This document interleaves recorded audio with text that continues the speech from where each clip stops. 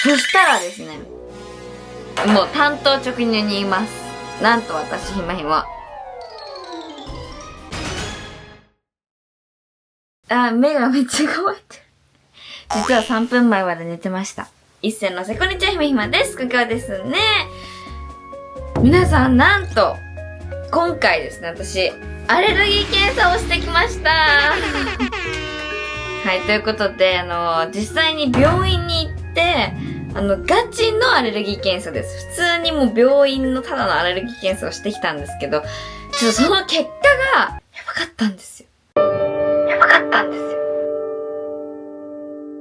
ってことで、今日はお話ししていきたいと思います。では早速やっていきましょう。レッツゴー！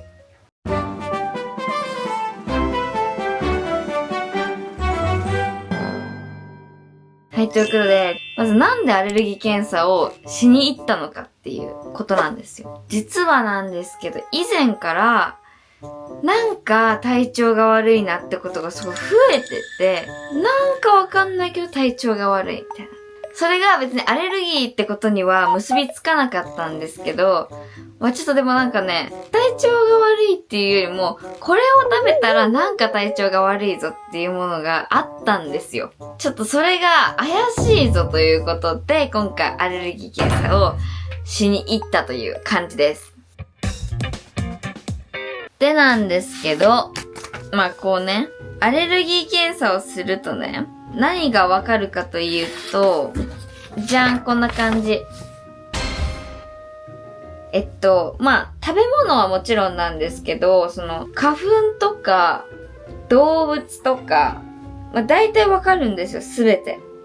で、まあこう、採血してもらって、で、ゴールデンウィーク前に今回行ったんですけど、採血していただいて、ゴールデンウィーク明けに結果がわかるということで、ママと一緒にこう聞いてきました。そしたらですね、もう単刀直入に言います。なんと私、ひまひま。小麦アレルギーでしたっていう感じなんですけど、これガチなんですよ。皆さんこれ全然本当に小麦アレルギーです。やばくないですか？そう、衝撃じゃない？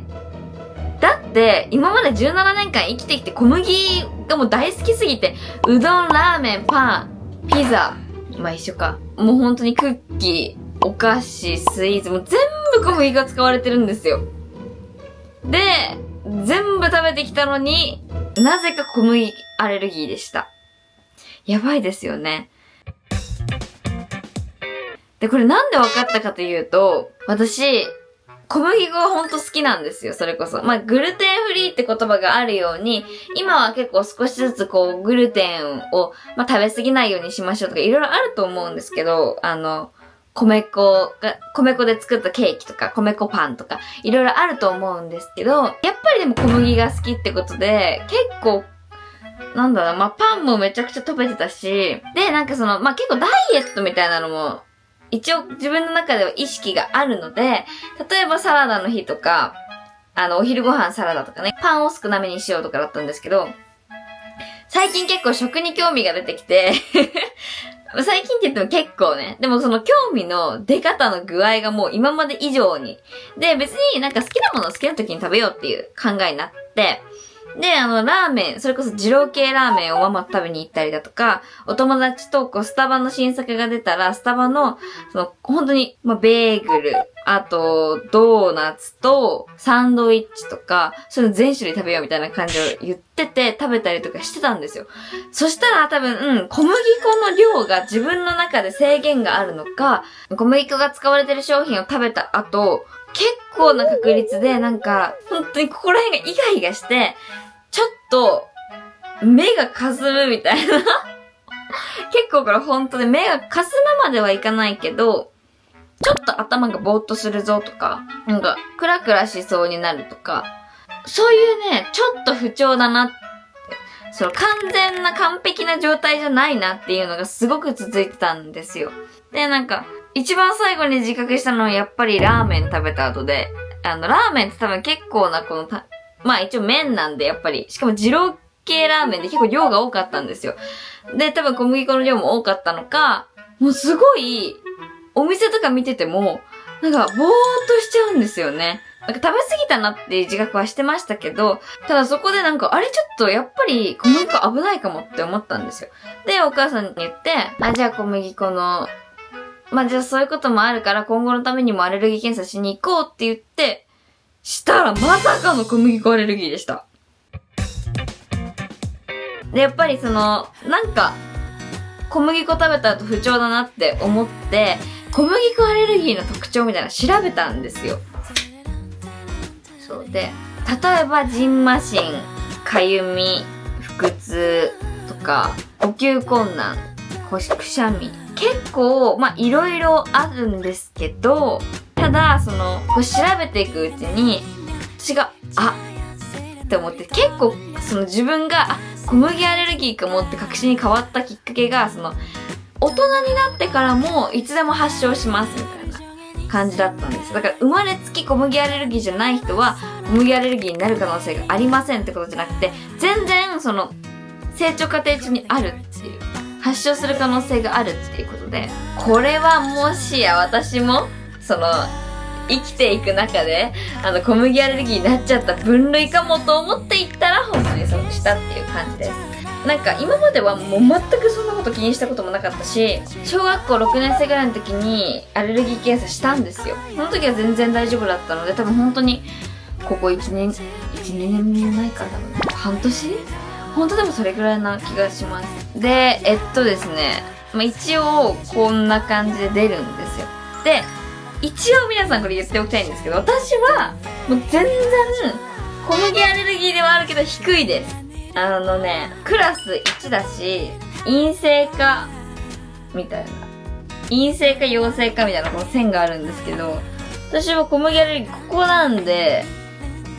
ここなんです。全然弱いです。で、これって正直数値で言うと、本当かどうかわかんないみたいな感じなんです。そこまでなんか、もう絶対に小麦アレルギー、小麦ちょっとでも食べたらやばいみたいな感じではなくて、そこまでではないんですけど、ただ、病院の先生に、これぐらいなら別に大丈夫ですかって言ったら、いや、僕は本当にこれぐらいの数値があっても小麦粉を食べることは勧めませんって言われたんですよね。そんなもんなんだと思って、なんか私はてっきりこんな少しだから、数値が低いから食べてもいいかなって思ったら、そんなになんか、これぐらい低いから別に食べても大丈夫ですってことは僕は言えませんって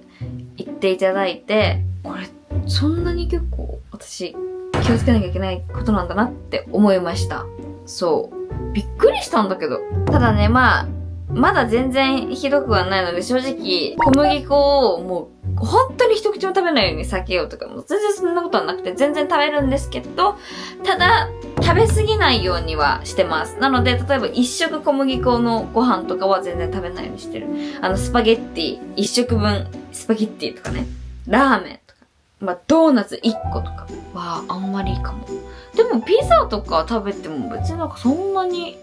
ただこれが重度になることももしかしたらあっちゃうかもしれないから、そんなに調子こきすぎずに、本当になんか自分の中で調節することは本当に大切だなって思いました。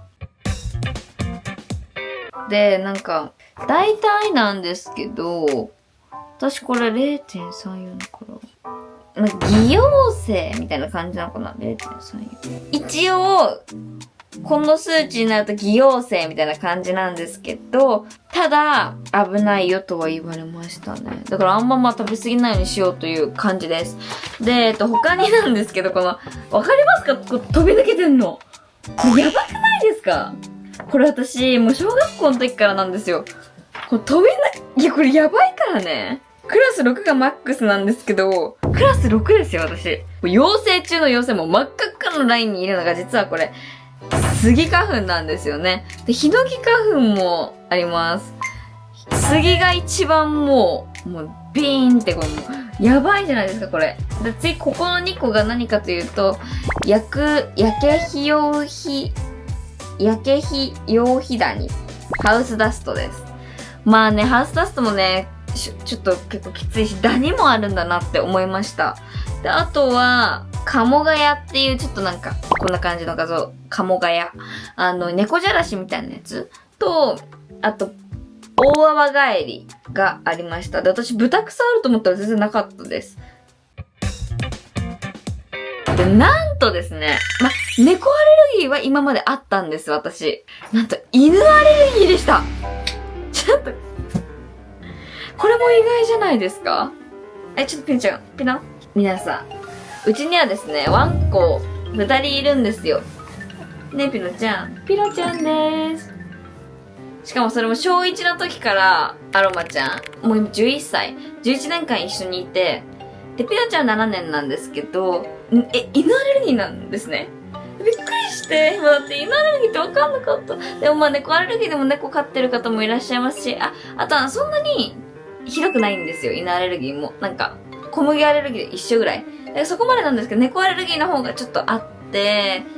どちらかというと猫アレルギーの方が全然強いんですけど、まさかの犬アレルギーもありました。という感じです。ねえ、小麦アレルギーだって。こんな感じでした。結構ね、アレルギー検査結構これね、皆さんやった方がいいです。わかるよ。なんか、ちょっと安心したっていうか、ちゃんと小麦粉アレルギーで安心しました。だって逆にこれでさ、小麦アレルギーじゃなかったらさ、私は何だったんだっていう感じじゃないですか。あとはもう別に、もうお肉とかフルーツとかも全部ゼロです。全然アレルギーじゃない。もう本当にゼロ。なのに、小麦だけ。びっくりだよ、これ見ても。わかりますか？やばくないですか？いや、なんだーって感じですよね。小麦？今でも信じられない。だって、だからもう本当に食べ過ぎないようにしようと思って、自分の体調のためにも、食べるものって結構気をつけなきゃいけないなって思うので、食べ過ぎには注意をしながらも、はい、ちょっとでも、なるべくね、グルテンフリーにしたりだとか、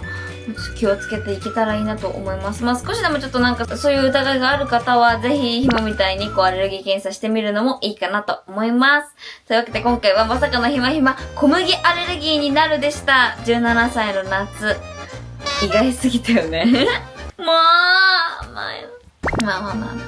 わかったので一安心です。では次回のひまチャンネルもお楽しみに。バイバーイ。これからも気をつけていきたいと思います。皆さんも気をつけてください。